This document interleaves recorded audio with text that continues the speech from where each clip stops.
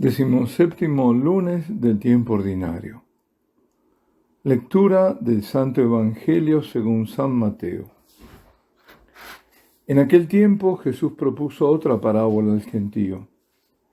El reino de los cielos se parece a un grano de mostaza que uno toma y siembra en su campo. Aunque es la más pequeña de las semillas, cuando crece es más alta que las hortalizas. Se hace un árbol hasta el punto de que vienen los pájaros a anidar en sus ramas. Les dijo otra parábola. El reino de los cielos se parece a la levadura. Una mujer la amasa con 3 medidas de harina hasta que todo fermenta. Jesús dijo todo esto a la gente en parábolas, y sin parábolas no les hablaba nada, para que se cumpliera lo dicho por medio del profeta. Abriré mi boca diciendo parábolas, anunciaré lo secreto desde la fundación del mundo. Palabra del Señor. La primera lectura del libro del Éxodo, así como el Salmo, que es el 105, 106, nos habla de gravísimo pecado de idolatría, que es el más grave de todos. ¿Por qué?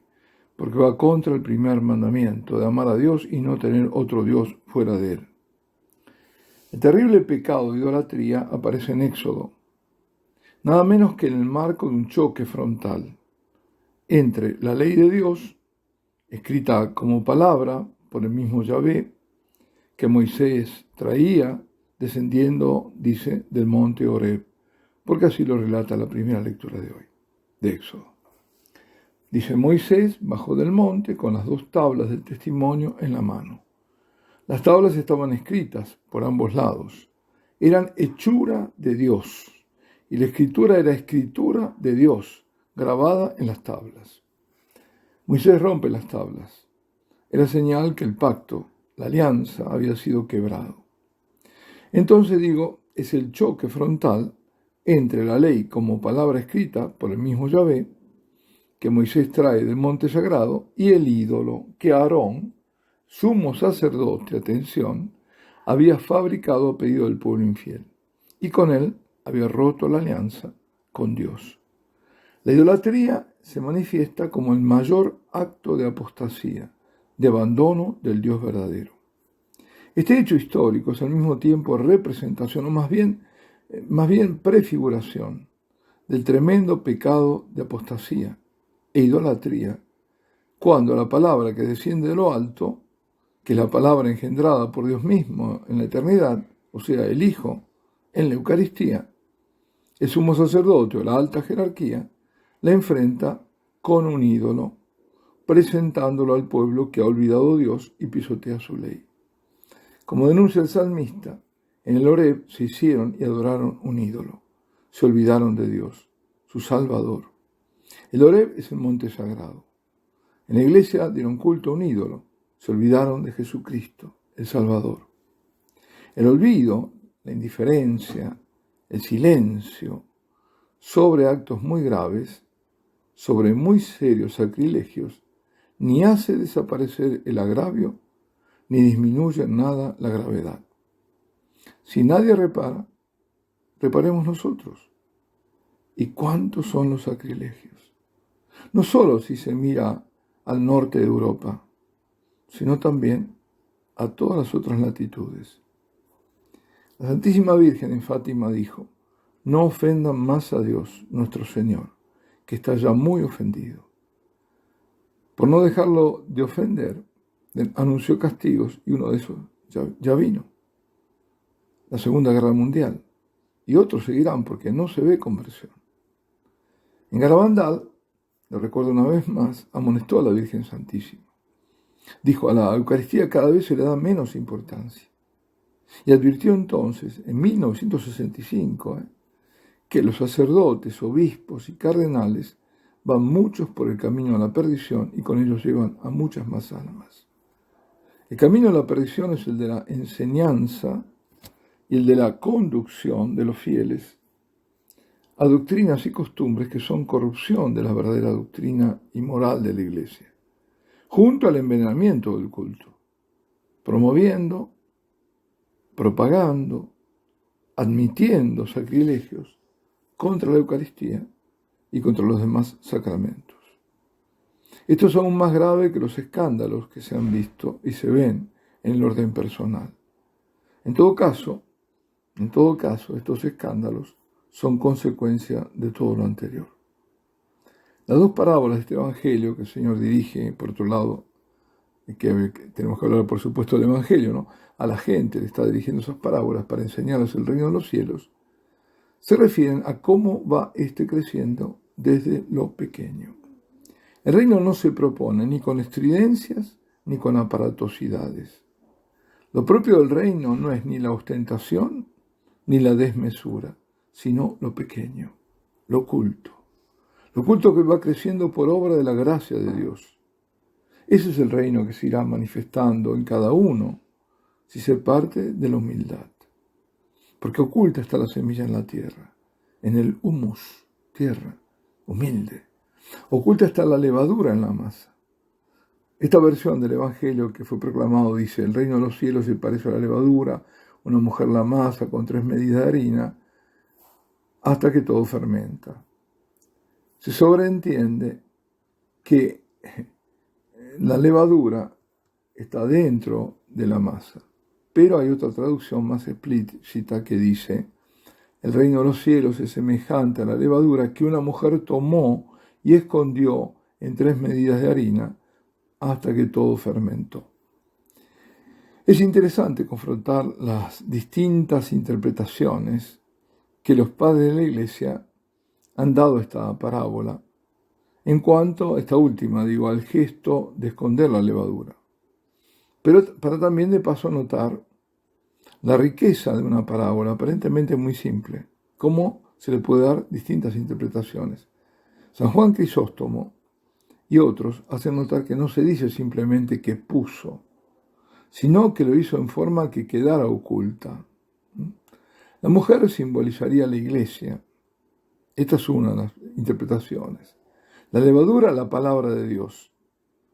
La harina a los hombres, de manera que así como la levadura va fermentando gradualmente la harina, así la palabra va haciendo camino en el hombre, y de la palabra la fe, hasta expandirse por toda la humanidad.